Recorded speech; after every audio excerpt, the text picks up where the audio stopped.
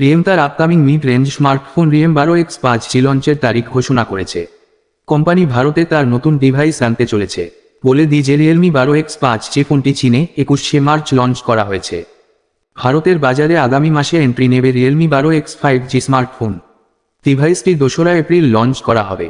লঞ্চের আগেই ফোনের স্পেসিফিকেশন সম্পর্কেও কিছু তথ্য প্রকাশ করা হয়েছে। আপকামিং রিয়েলমি সম্পর্কে কোম্পানি কিছু তথ্য প্রকাশ করেছে।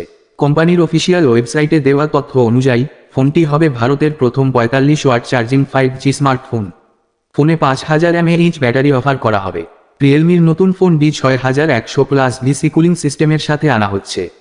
এই কুলিং ফিচারটি গেমিং চলাকালীন ফোনটি গরম হতে দেবে না। এছাড়া রিয়েলমির এই ফোন ডাইনামিক বোতাম সহ আনা হচ্ছে। এই ফোনটি এয়ার জেস্টার ফিচার সহ আনা হবে।